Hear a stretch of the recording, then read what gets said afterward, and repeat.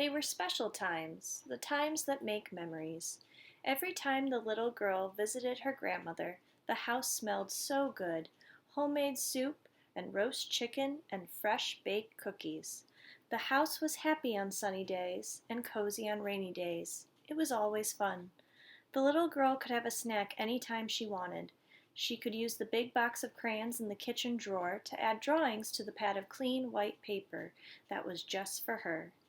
She could chatter about everything and ask questions by the dozen, and if she spilled her juice, her grandmother would just wipe it up, saying that accidents happen to little people and big people.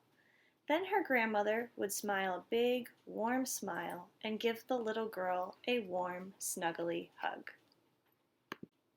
The little girl visited her grandmother often.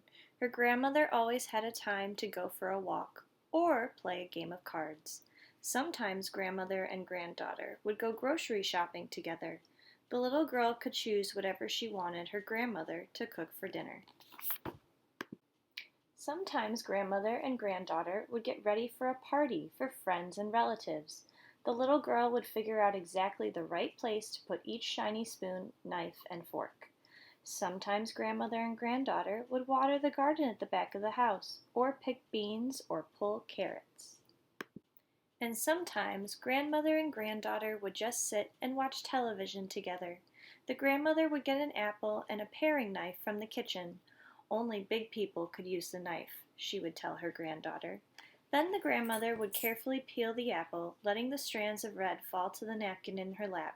She would cut the apple in half, dig out the core, and slice big edges of the juicy fruit for both of them to munch on. "You are the best grandmother in the whole world," the little girl would say. The grandmother would smile a big, warm smile and give her granddaughter a warm, snuggly hug. At the end of one of the visits, the grandmother took her granddaughter's hand and led her into the bedroom. "I want to give you something to remember me by," the grandmother started. "Some day the cedar chest at the foot of the bed will be yours, but for now I want you to have this." She handed her granddaughter a wooden doll. It wore a pale yellow dress with white flowers on it.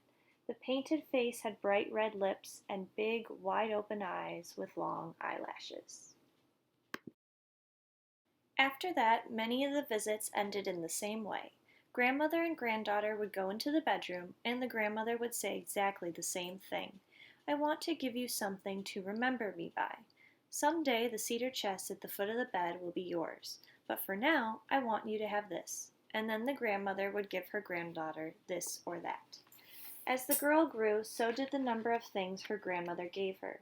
A stuffed bear with soft white fur, a carved wooden flute, a china figure of a boy and a small puppy, a shiny copper-colored coin with strange writing on it, a fancy pen that you had to use with special ink, a round gold watch on a thick chain, a silver picture frame, and a flowery orange and red and brown and blue tablecloth. The tablecloth was the one thing the girl thought was really ugly, but she took it and said, "Thank you," as always. Once, the girl asked why her grandmother gave her all these things to remember her by. The grandmother smiled a big, warm smile and gave her granddaughter a warm, snuggly hug. "Because everyone wants to be remembered," said the grandmother simply.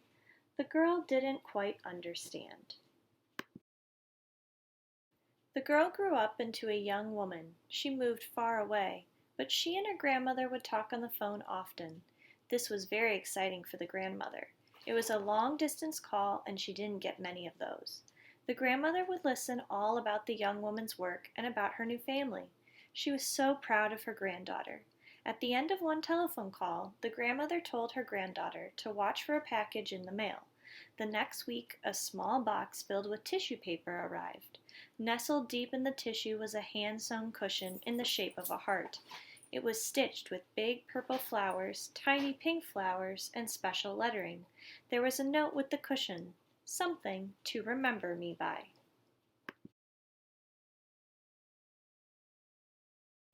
There came a day when the grandmother made an important long-distance call to her granddaughter.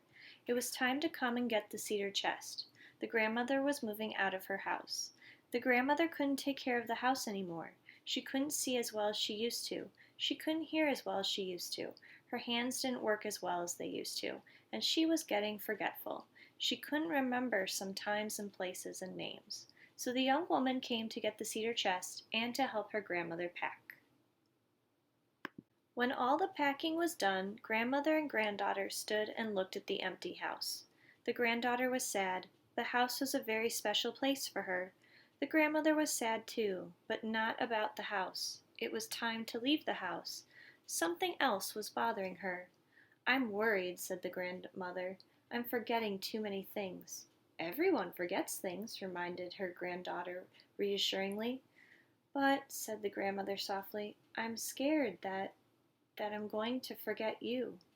The young woman was silent. She looked at her grandmother. She thought for a moment.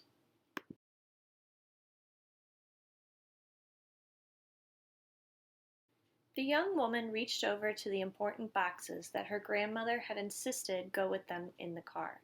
She ripped the tape off the top of one box and rummaged through it. Finally, she found the photograph she was looking for, of grandmother and granddaughter. In big, bold letters, the granddaughter wrote both their names on the back of the photograph. "Something to remember me by," said the young woman as she handed the photograph to her grandmother. The grandmother smiled a big, warm smile and gave her granddaughter a warm, snuggly hug.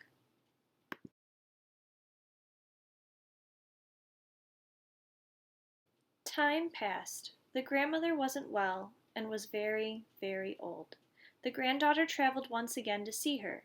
When the young woman walked into her grandmother's room, she expected a big, warm smile and a warm, snuggly hug, like always. But there was only a blank look. The young woman put down the flowers she had brought. "It's me. It's your granddaughter. It's me," she repeated, not believing her grandmother wouldn't remember her. But the grandmother only looked confused. The young woman sat down by the bed. She talked to her grandmother while she was awake. She held her grandmother's hand when she fell asleep. The grandmother's hand was small and wrinkled, but it was soft and warm. The granddaughter stroked the hand and she whispered, "You're the best grandmother in the whole world." The grandmother opened her eyes, and then for a moment she smiled, that big, warm smile. The grandmother turned her head towards the drawer beside the bed. The young woman opened the drawer. Inside was the old photograph of grandmother and granddaughter. The edges were tattered and one corner of the photograph was bent. The writing on the back was smudged. The young woman went back to her home, her work, and her family. The cedar chest now sat in her bedroom at the foot of the bed. The chest was filled with all the special things the grandmother had given her granddaughter. The young woman knelt beside the chest and opened it slowly. She looked through the contents. She could almost hear her grandmother's words. "I want to give you something to remember me by." Her grandmother had given her so much more than would ever fit in the cedar chest.